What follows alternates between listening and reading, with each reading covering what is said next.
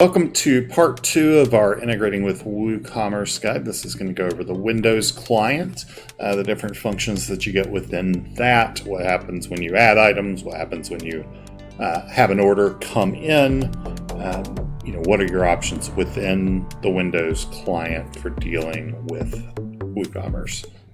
So we've got a virtual machine set up here. This is connected to the same database as was used in our part 1 video.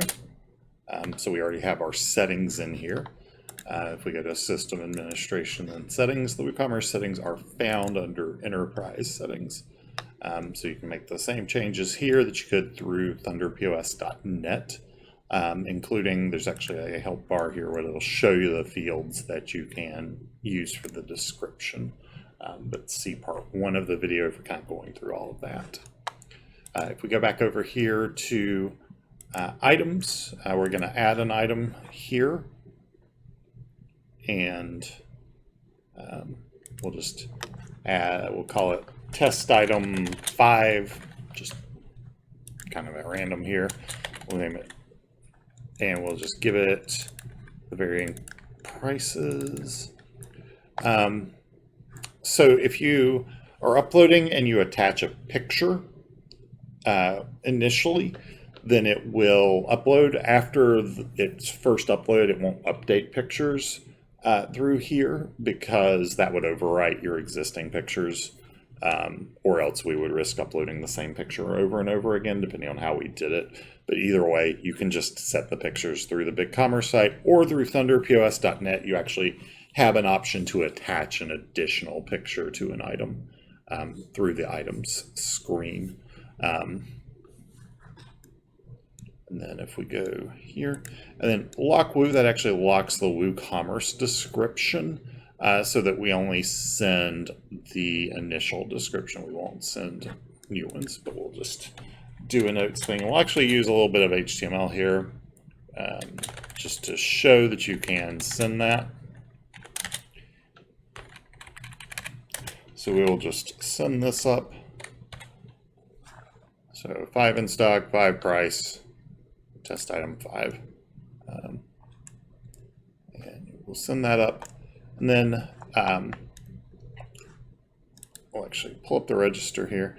So what happens if it gets ordered? So right now there's 5 in stock. So if we go over to our products page, we should see that item, and we should see that it's got, so we go to 5 here, come on. So we'll go to 5 here, and we will go to our variations, which is where we can find our stock levels for new and used. We can see we've got 5 in stock new and $5, 5 in stock used for $5. So if a customer orders this, and we'll just go to that site, we haven't really done any theming on this. You can make it look a lot better. There are literally thousands upon thousands of themes available. There are also many web designers who can make your site look good. This is just kind of the default layout, so do not get too concerned that it is not looking much more than generic. So you can see that the test show HTML is in a large font. It's actually the same size as gets used for the headers on things here.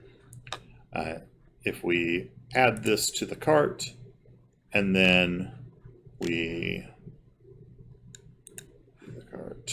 check out. So this is just kind of set up to do cash on delivery.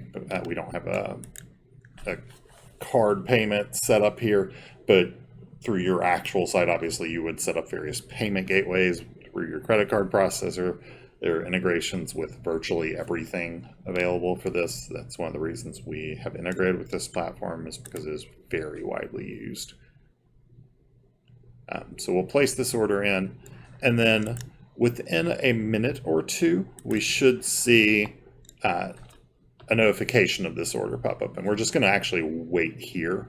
It will check more frequently if we're actually doing things at the register. If we're doing transactions and all, it does check a little more frequently. But even if you're not, it will check every minute or so to see if an order's notification has come in. And this is using the standard with notifications, but it is just another button that you can add to the register. So you should be able to do that and get it into your liking. But much like the special orders button, lights up green when a special order comes in stock and the customer has been selected. The notifications button is going to light up green when we get notification that there is an order that is in the processing state. If the payment fails, it won't do that because there's no action needed from the cashier at this side, but there may be something you want to do on your website side. But the notifications here is, you need to pull some stock off the shelf to fulfill this order. And there we have it. There it has lit up green to let us know an order has come in. So that took, around 1.5 to 2 minutes. So if we hit that button, it's going to just tell us the new order has come in from WooCommerce with an order ID and when it came in, and we can mark that as red. If we want to actually see that order, number one, of course, you could go out to the WooCommerce site, which is where you're going to do all your shipping and stuff that's not done through the Windows side.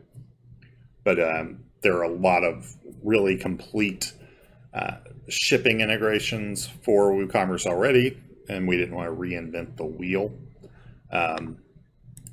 But if you go to activities here and then e-commerce orders, you'll be able to see these orders that have come in. You can view the details on them and everything too. And you can see the items that have been ordered and everything.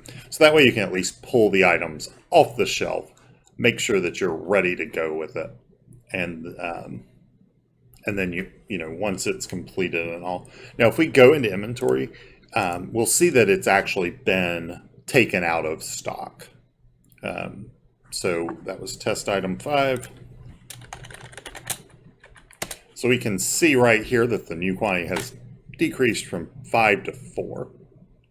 And that's because once it goes into processing, the customer's payment has gone through and you need to get them the product. But if we go over to our administrative side, let's say the customer calls in and wants to cancel, or there's some kind of other issue with this order. You think it ends up being fraudulent, something like that. And you go here to WooCommerce orders and you actually go into this order. And there are a variety of ways you can do this, but if you go ahead and just go from processing to canceled, so let's say you cancel the order. Once the notification comes back through, which again will take a minute or two, we'll just hold off for that to happen. So we can now see, as we came back in here, that the quantity has automatically incremented. I have not touched that quantity. We can also, if we just go into the register here, if we sell that item here, now we'll just sell it for, I don't know, 3 quantity.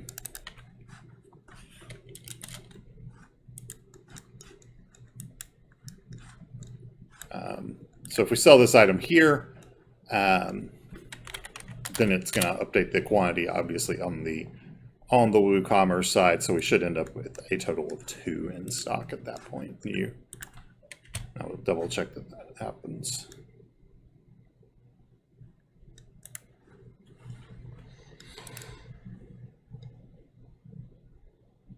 So if we go down to products,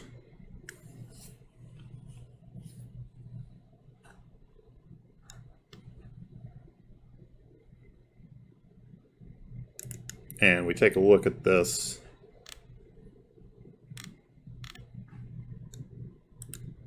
it can take a minute or two. I'm not sure if it will have applied it just yet. Yeah, it has. So there we are, stock quantity of 2. And if we go into our ThunderPOS, in addition to the viewing and updating that we've got a few reports here that will work. So if you go to reports and then sales totals, you can actually include WooCommerce sales in the report. If you do that, it's going to include a box down below that's going to show your totals for online, as well as up above you'll have your totals for in-store. You can also, under others, see a list of e-commerce items sold for a date range. And that'll just give you a list of your items that have been sold.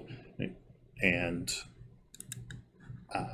those are kind of the core things that you can do from within Windows. So the biggest stuff is it's going to do updates to your products that are, and create your products that are marked as available on the web. You're going to get reports of your totals and your e-commerce items sold, and you're getting notifications whenever orders come in. But you're going to want to handle those orders through WooCommerce itself. Use a shipping integration there. ShipStation is a very popular one, but there are many others. We don't have a particular recommendation there. And that should get you going.